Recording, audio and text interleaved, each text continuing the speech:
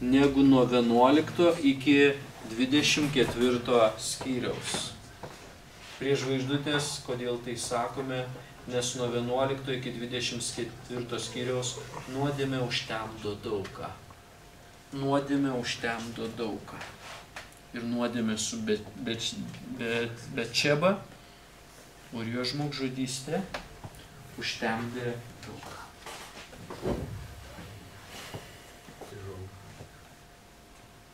Didžioji raidė, 7 skyrius nuo 4 iki 17 eilutės, kaip mes ir sakėme, Dievas sudaro sutartį su Dovydu. Ši sutartis geriausiai nurodo į Kristų.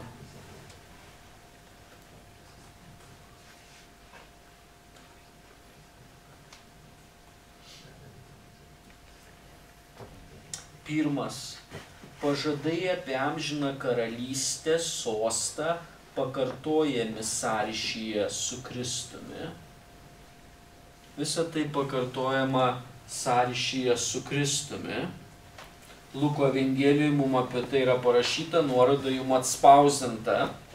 Antras, Kristus yra siejamas su karaliu Dovydu. Kristus yra siejamas su karaliumi Dovydu. Kristus yra siejamas su karaliumi Dovydu. Kada Kristus įėjo į Jeruzalę, jūs atsimenate ir jums atspausdinta minio šaukė Osana Dovydo sūnui.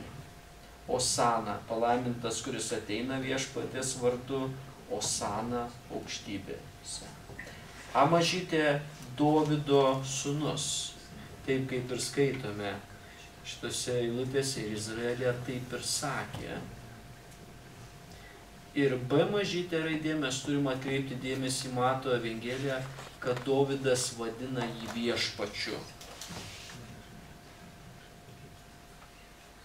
Pats Dovydas vadina jį viešpačiu. Trečias, Kristus sėdės Dovydo soste.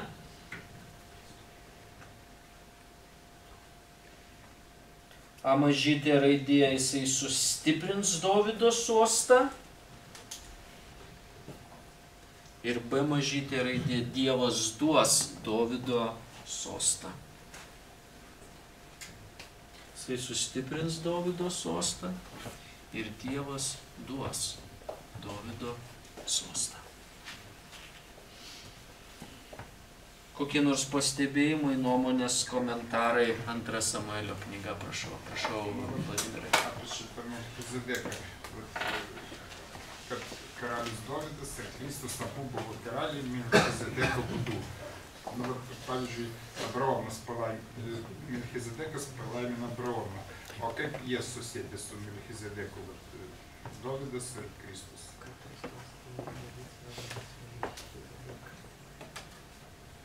Čia tokia paslaptinga figūra buvo.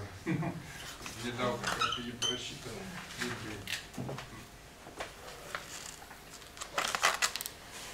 Jeigu galima, atsiverskime, prašau, Dievo žodyje Hebrajams laišką 7 skyrių. Ir jūs, Vladimirai, jau paminėjot, kad pradžios knygos 14 skyriui mes turime pirmą nuorodą, ar ne, apie Melchizedeką, kur sako, kad Abraomas jam aukojo 10 ir gavo palaiminimą. Užrašas yra Psalmė 110, atrodo 4 eilutė, kur Melchizedekas dar kartą yra minimas. Dabar Hebrajams 7 skyriuje. Hebrajame 7 skyriuje. Pirma eilutė sako, tasai Melchizedekas, Salemo karalius, aukščiausiojo Dievo kunigas, sutiko Abraomą, kai jis grįžo, sumušęs karalius ir palaimino jį. Pats žodis Melchizedekas hebrajų kalboje dalinamas per pusę, tai būtų Melchi, karalius, Zedek arba Zedekas teisumo. Tai turime patį žodį teisumo karalius, kas be abejonės nurodytų į Kristų. Toliau sako, kad jis yra Salemo karalius. Tai jeigu pažiūrėsite į hebrajų kalbos žodį Salemas, tai būtų tas pats kaip žodis šalom. O žodis šalom verčiant iš hebrajų kalbos į lietuvių kalbą, ką reiškia? Ramybė. Tai mes matome, kad šitas asmuo Melchizedekas, Salemo karalius, aukščiausiojo Dievo kunigas. Ir toliau mes skaitome, Abromas atidavė jam nuo visko 10 antroji eilutė. Išverdus jo vardą jis pirmiausiai teisumo karalius, kaip ir sakėme, Melchizedekas. Paskui Salemo, arba žiūrėkite antroji eilutė mums ir sako, arba ramybės karalius.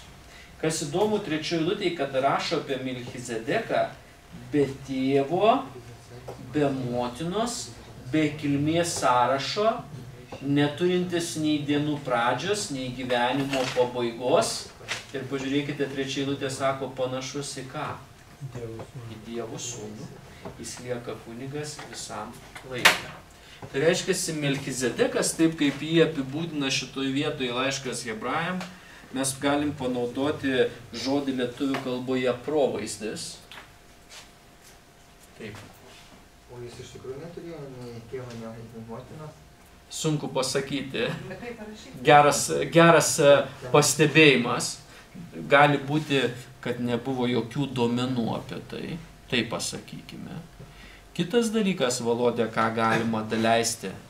Gali būti, kad Dievas kažką panaudojo ypatingai, ar ne? Senajame testamente, apie ką mes neturime, pavyzdžiui, info, ar ne? Bet dabar vyksta tas sulyginimas, ar ne? Nėra tos informacijos ir tai labai gerai nurodo. Bet eilutė ir sako, nei gyvenimo, nei pradžios, nei gyvenimo pabaigos. Ir toliau labai aišku žodį pasako, panašus į Dievo sūnų. Ne Dievo sūnus, ne yra Dievo sūnus ar brūkšnelis Dievo sūnus, bet panašus, ar ne? Tai reiškia, atsiprašau, tai yra provaizdis. Kristus neturi nei dienų pradžios, nei dienų pabaigos, jis yra tas karalius. Dabar tai yra susijęs su Kristumi. Kaip tai susijęs su Dovydu?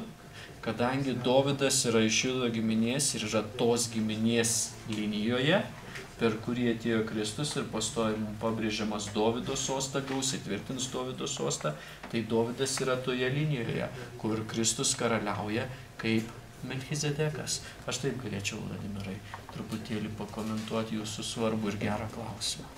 Tai mes negalima teikti, jog tai buvo kristofonija, tas vadinamas reiškinys. Biblija mums neleidžia. Gal mes kažkaip atsargiai galim pamastyti, gal tai kristofonija. Bet šitoj vietoj Biblija mums to nepatvirtina. Tikrai buvo tokia šalis Salemas, iš kurios buvo atėjęs karalius.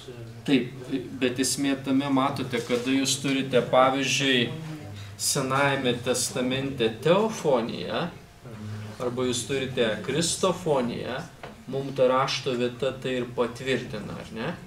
Kad žmogus nukrito prieš viešpatės angelą. Tai reiškia, mes jau iš karto turime patvirtinimą, kad tai nebuvo paprastas angelas. Jeigu kaip Samsono tėvai ar ne, pamatė viešpatės angelą, sako, bėda, mes viešpatį pamatėme, ar ne?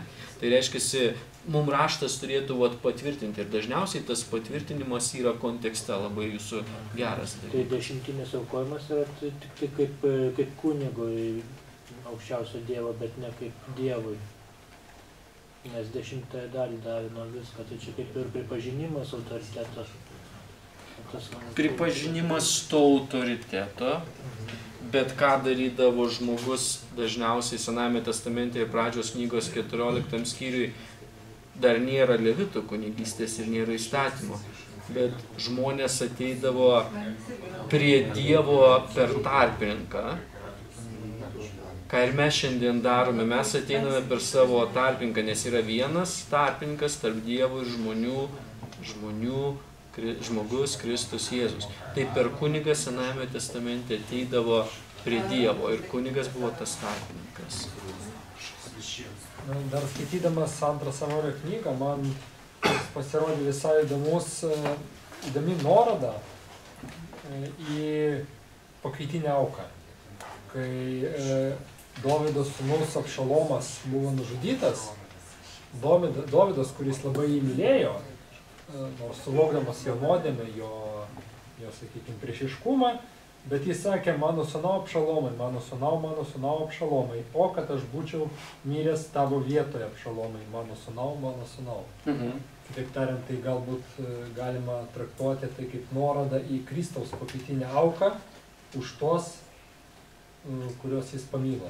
Ką Dovydas turėjo norą, taip ar ne? Taip, jis turėjo norą, bet jis neturėjo galimybę, nes jis buvo žmogus, jis buvo nuodėmingas pats, jis neturėjo tokios galimybės tai padaryti, bet tai buvo jo troškimas, tai buvo jo noras.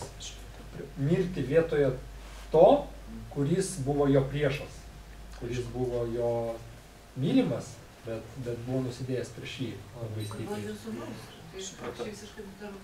Jo, mintis ta, kad Dovydas turėjo tą troškimą, bet negalėjo kaip nuodėmingas tą padaryti. Kristus tą padarė kaip nenuodėmingas ir be nuodėmės nejausmus. Dar trumpai klausimėlį. Čia skaitom, kad buvo panašus į Dievo sūnų ir traktuojam, kad vadinasi tai nebuvo Dievo sūnus, nes buvo panašus. O kai Danielius ugnyje buvo tas ketvirtas asmuo panašus į Dievo sūnų, mes sakėm, kad tai yra Kristus. Bet tai jeigu panašus, tai vadinasi ne Kristus. Tai... Vėlgi, toj krosnyje savo pavidalu panašus. Bet mums vėlgi toje vietoje, ir atsimenat, kada mes pasiremėme kontekstų ir kitus skyriumi, leidžia pats kontekstas Viktorija tokią išvadą daryti, kas juos galėjo išgelbėti, ar ne? Žmogus jų negalėjo išgelbėti. Krosnyje būti ir nesudegti. Kitas angelas. Jo, bet atrodo, kad vėlgi pats kontekstas mums toje vietoje leidžia daryti. Vėlgi nesam toje vietoje labai dogmatiški, bet atrodo, kad kontekstas mums leidžia padaryti tokį dalyką, kad ten turbūt buvo Kristus. Ir toliau, kaip Dovydas Danielius 7 skyriuje naudoja tą terminologiją žmogaus sūnus ir viskas, atrodo, kad tas kontekstas mums leidžia tokią išvadą padaryti.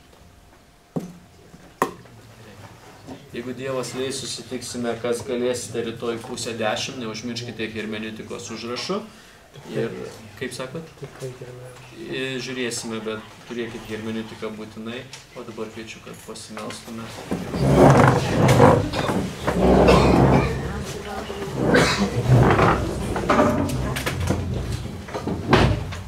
Viešpatie, aš dėkoju tau už šį vakarą ir dėkoju, kad leidai mums praleisti keletą akimirkų atsivertus Senąjį testamentą. Viešpatie, priimk iš mūsų padėką ir visą garbę už tavo nuostabų ir galingą žodį. Dėkojam Viešpatie Dieve, kad tavo žodis yra aštresnis už dviašmenį kalaviją. Dėkojam Viešpatie Dieve, kad tavo žodis yra duona mūsų sielai, medus, pienas. Dėkoju, kad tavo žodį yra viskas, ko reikia mūsų augimui. Padėk, kad pagarba tavo žodžiui augtų. Padėk, kad mūsų gyvenimuose būtų tvirtas ir gilus suvokimas, kad jo pakanka mūsų gyvenime ir pakanka bažnyčiose, Viešpatie Dieve. Aš labai meldžiu dabar, palydėk saugiai namo šitos brangius žmonės. Ačiū, kad leidai mums šiandieną pabūti čia ir ačiū, kad man leidai daug ko mokytis per klausimus, per pasisakymus. Prašau, palaimink mūsų poilsį ir surink mus iš savo malonės rytoj toliau žiūrėti tavo žodį. Dėkoju tau už viską per Viešpatį Jėzų Kristų. Amen. Dievo paprašau.